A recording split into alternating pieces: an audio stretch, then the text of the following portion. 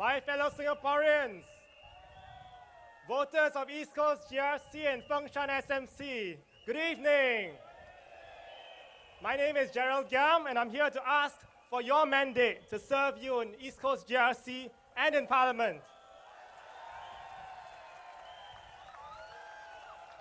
各位新加坡的同胞们，各位东海岸集选区的选民，各位凤山单选区的选民，晚上好。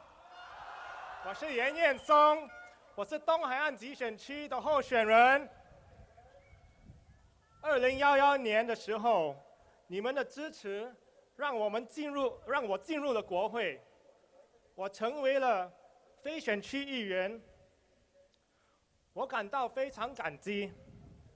过去4年来，我很努力地在国会里发问，提出了很多课题和意见。如果我们当选了，我们最重要的任务，就是确保市政保持清洁，电梯能够运作，还有照顾所有的人民。我们也会好好的管理市政会的财务，但是我们不只会是市政的一员，我们还会仔细的了解你们的顾虑，然后在国会里提出来。当行动党提出不适当的政策时，我们会反对。但是行动党的议员绝对不会反对他们自己的政策。我希望大家能够支持我们，给我们一个机会为你们服务，请投工人党一票，掌握民权，把握未来。谢谢。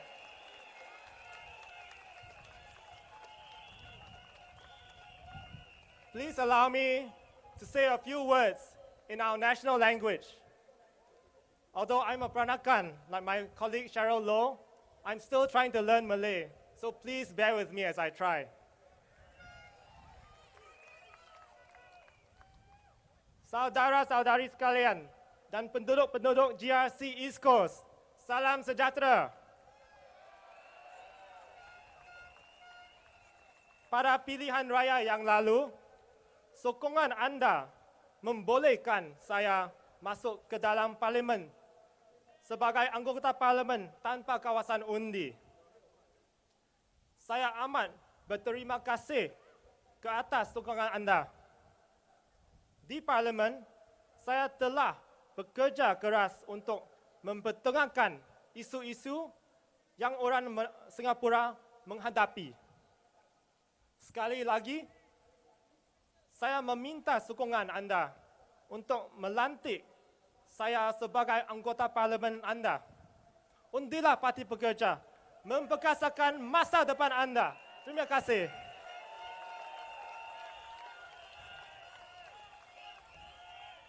I will now continue in English. When I was growing up, I remembered a Singapore that was full of enthusiasm, hope, and pride in our nation. We sang, "Stand up for Singapore," and "We are Singapore," with gusto. We traveled abroad. When we traveled abroad, we would proudly tell our foreign friends about the progress we had made as a nation.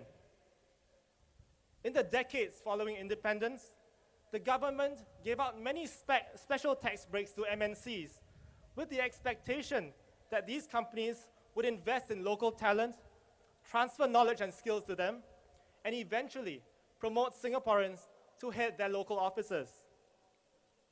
Something started changing around the turn of the century. There was a creeping cynicism that had entered our national consciousness. The PAP was no longer that benevolent and all-capable government that many of us imagined it to be. We started to see a government that was starting to lose confidence in its own people. The PAP felt that Singaporeans did not possess sufficient talent to grow the economy at a fast enough pace. Economic growth is of paramount importance to the PAP because that is how it derives its legitimacy at elections. So they were under pressure to do whatever it took to feed this growth. This led to the fateful decision around that time to open the floodgates of our job market to foreigners. Now, before I go further, I would like to emphasize again that the Workers' Party is not anti-foreigner. Most foreigners come here to work hard and build a better life for themselves and their families. Any criticism I make is against the PAP's population policy, not foreigners themselves.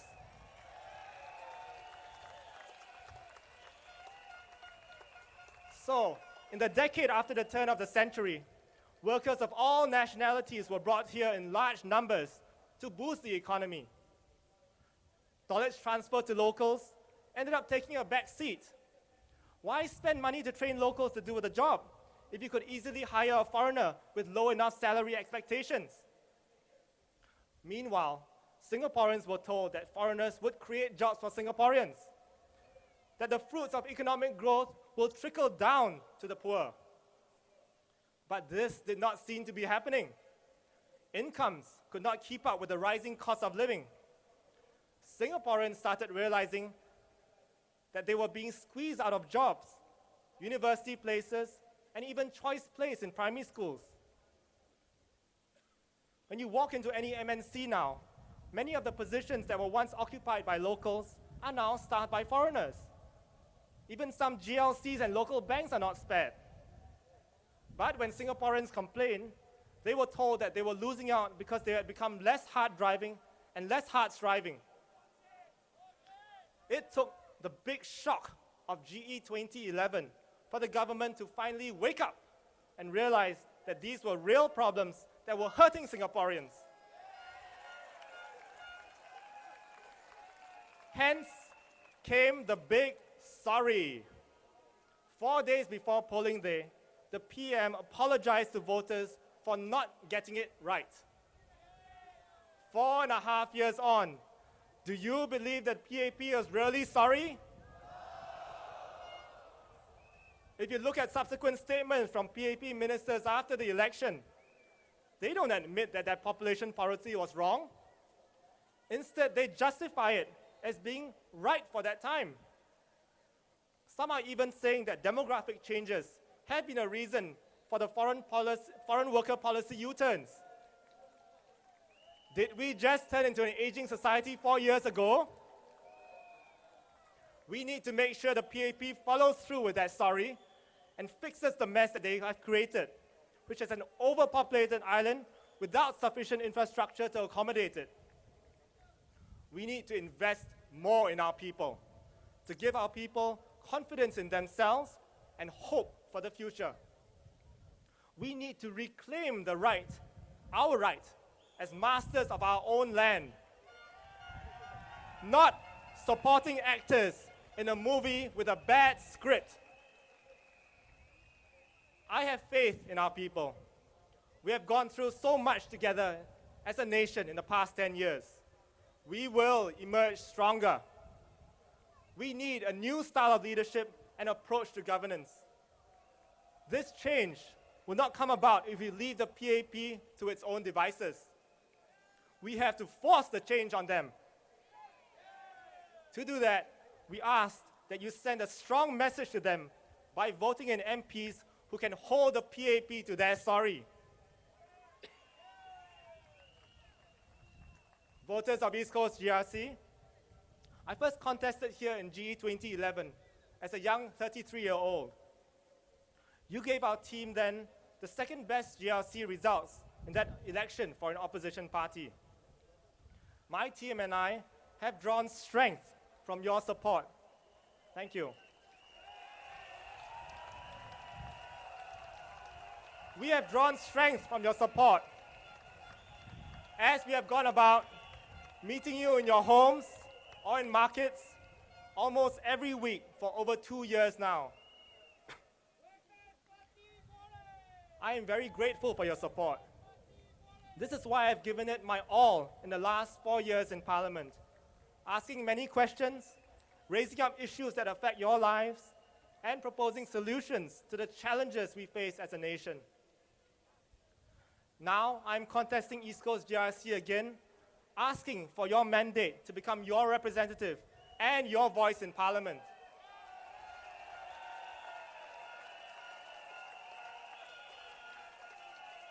Please support us, because there is a lot more work we need to do to empower your future. I would like to introduce my East Coast GRC team, who will be your voice in Parliament. I feel very honored to be contesting with this team of very capable and committed gentlemen. First is Muhammad Fairoz bin Sharif.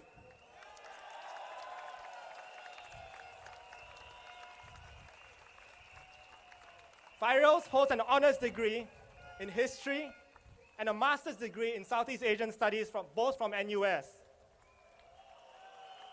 He has been a lecturer at SIM University and was with the National Library Board until a few weeks ago when he had to resign to contest the elections. Fairoz is a dedicated husband and father. He's a man of strong convictions and principles. If elected, I have no doubt that he will not only care deeply for his residents, but he will also be able to raise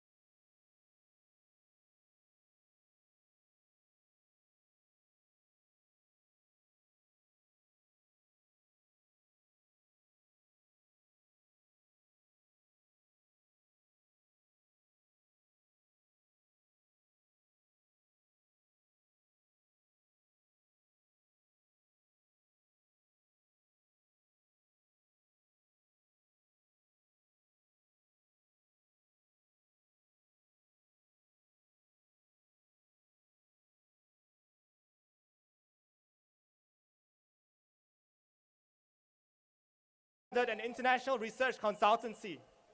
He's now the CEO of his company, which operates in 8 countries.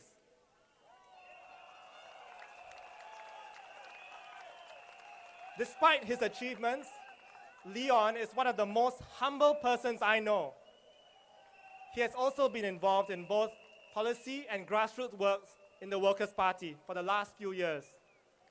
His corporate management experience will be a great asset in running the town council together. Residents of East Coast GRC, we are here to serve you.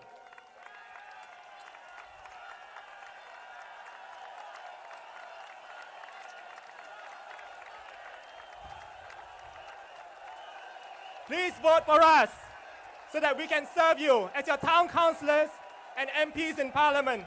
Vote for the Workers' Party. Empower your future. Thank you.